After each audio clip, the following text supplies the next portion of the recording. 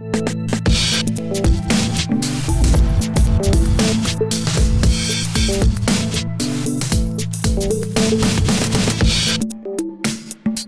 Trapani.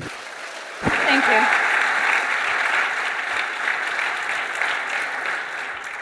Somebody yesterday gave me some good advice. They said that I should open with a joke. And I'm opening with 9/11. So this is going to be good, you guys. So I'm here today to tell you 3 stories from my life. Nothing fancy, no big deal, just 3 stories. And the first story, there they are, is about hindsight. So in 2001, I was living in New York City, and I was working at my first .com job at a site that is no longer around. And the offices of this company were on the Lower West Side of Manhattan. And so that's where I was the morning of September 11th. I was standing on Spring Street and Hudson Street, surrounded by my coworkers. And this is a photo kind of not far from where we were standing. And we were standing kind of far enough away that the ash, wasn't falling like on us, but we were close enough that the people who were walking away from the site were passing us. They were walking north, so it was all these people in their like suits and ties and carrying their high heels, and they were covered in ash, their hair and their shoulders, and they were just walking past us, just silently, not saying anything. And a former coworker of mine had just gotten a job at a company in the World Trade Center, and he shows up at the corner, and his hands are shaking because his alarm hadn't gone off that morning, and it saved his life. Later that day, I found out that my brother's childhood best friend died in Tower 2. So as someone in my mid-20s who had lived like a really good life, I had never experienced anything like that. Watching all those people die because they had gone to work that day. And in the following weeks and months and years, to cope with it, I became obsessed with time, how it's all running out on all of us. And not just that we're all going to die someday, because we will. More that like every day some version of ourselves dies, right? Like something transformative happens, and then you're not the same person anymore. Just like that. It's kind of instantaneous. Right after 9/11, I found it extremely difficult to remember what it was like to feel safe in my own city where I'd been born and raised. So to deal with that loss of an earlier version of me, I became obsessed with documenting everything. I just started voraciously documenting everything in my life, writing down the most mundane and inane things, taking photos of my coffee cups and my garbage cans, because it all just might go away at some point. And back then, this is when blogs were just starting to get big, and so I did it on a blog. I can barely look at this because it's so embarrassing, but this is a screenshot of my personal blog from a long time ago. A few years in, my fixation on time and losing it matured into a worry about wasting time. So, I worried that I was going to die doing something really stupid, like, upgrading an operating system, or doing dishes, or, I don't know, going to the store to get milk because I forgot to pick up the milk when I was at the store the day before. And that's when this happened. This is a website that I started. It's called Lifehacker. It's a Gawker media blog I started back in 2004. And it's about life hacks, clever tricks to save you time. So Lifehacker is about kind of systematizing and shortcutting everything to help you run your life the most efficiently and productively that you possibly can. About everything from how you put butter your toast in the morning. You should use a cheese slicer, and you get this like really thin pat, and it melts evenly and kind of really fast. To like the keyboard shortcuts that help you process your Gmail inbox. Highly recommend the Y key, archive, and M. M is underrated, mute conversation. So Lifehacker was about living your most productive and most efficient life. And this is the part that wasn't in the tagline on the website. It was because someday you're gonna die.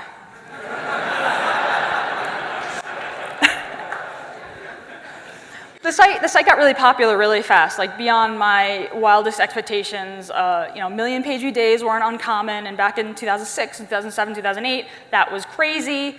It spawned books and awards and apps, and I got myself on TV and in newspapers and magazines, and a family friend heard me on the radio and called my mom and was like, what? And my mom called me, and she was like, This is because of your website? I love my mom. Unlike our sibling sites, Lifehacker's tone was a lot like XOXO. It was anti-snark, it was optimistic, it was friendly, it was helpful. And the work that my team and I did there was some of the best of my life. And looking back, it came about because I was scared out of my mind that I was running out of time. It's such a cliche, really, right? We hear this all the time. You have the hit pop songs that come about because of that awful breakup, the blockbuster film based on a tragedy. But sometimes it's just not that obvious, right? It takes a really, really, really long time to make the connection between your worst moments and your best work. So when I'm really deep in the muck, this is what I try to remember. Someday, somehow, your worst moments are going to feed your best work. My next story is about transitions. My writer friend, Michael Barish, published an essay on his website, which is no longer there, but it made such an impression on me, I wanted to paraphrase it here today. Hopefully I'll do it well. But in it, he proposes that every relationship that you have goes through a 3-part cycle that loops. And the 3 parts are a good thing, a rut, and a transition. So a good thing is the honeymoon phase. It's by nature fragile. It's when things are just so effortless and gliding along, and this is like the best thing that's ever happened, and you never want anything to change. Good things can't stay that way forever. They don't. They turn into ruts. Now, a rut isn't a bad thing, right? It's just comfortable. It's just familiar. The patterns are well worn. There's not a lot of novelty. Ruts are sticky. They want to keep you there. It's really hard to pull yourself out of a rut. Eventually, a rut gives way to a transition, and if you're lucky, back into a good thing. I think that this cycle of relationships applies not only to personal relationships, to friendships and romances. I think it applies to work. Even when you have a dream job like I did, after a while, you start to coast. The job becomes rote, the process systematized, the learning slows, and you find yourself wondering. For me, it was, if I'm spending all my time trying to save time and I've got no time left over for anything else, well, does that make any sense? My mom has lots of sayings that I've heard millions of times throughout my life. One of them, the thing that she says is, "A lady knows when it's time to leave the dance." Even when you're really scared that this dance might be the best fun you'll ever have. Leaving that job meant I went from having 20 publishing deadlines a day and this real-time chart of visits and page views that would tell me by the minute how well I was doing at my job that day. After I left, I had zero structure, no goals, no one to answer to, and I sat on my couch a lot, feeling really adrift. Like many people, I work best when my work is cut out for me. But that's the hard part, cutting out the work. That's the hard part. That's what's so difficult about transitions, especially away from perfectly good projects. It's the uncertainty. You have to drift for a while, and maybe you take some weird detours.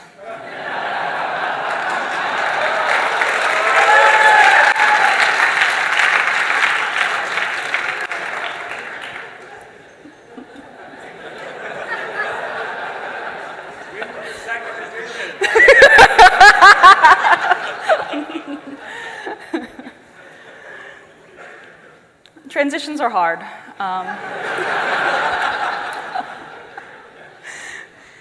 But eventually, if you're looking and you're listening, the signposts point to your next good thing. And that's what my last story is about. My last story is about second acts. I'm still obsessed with time. Not so much losing time, and not so much wasting time, but making the time that I do spend meaningful. I'm focused especially right now on social networks, because that's where I spend a big chunk of my time. I think a lot of you probably do too. Lots of people have much bigger numbers than this, and this is just the amount of time I spent writing on networks, not reading them. I'll be honest with you though, I'm conflicted. I'm conflicted about how much time I and we all spend on Twitter and Facebook and Instagram. On one hand, I think that Louis C.K. kind of has a point here. We've all volunteered ourselves for data entry jobs that these giant companies get to profit from. And why? Why? Is it boredom? Is it ego? Is it fear of missing out? At the same time, as much as I kind of get this, at the same time, I know how powerful participating on the network can be.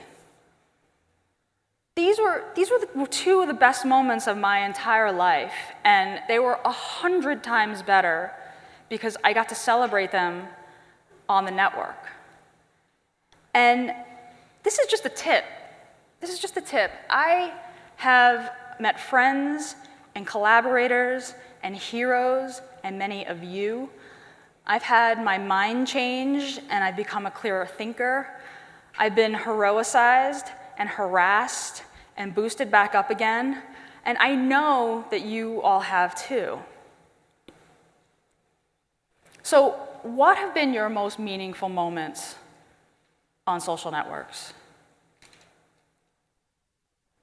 Was it election night, 2008? Was it when Steve Jobs died? Was it when your hero retweeted you? Was it Ferguson?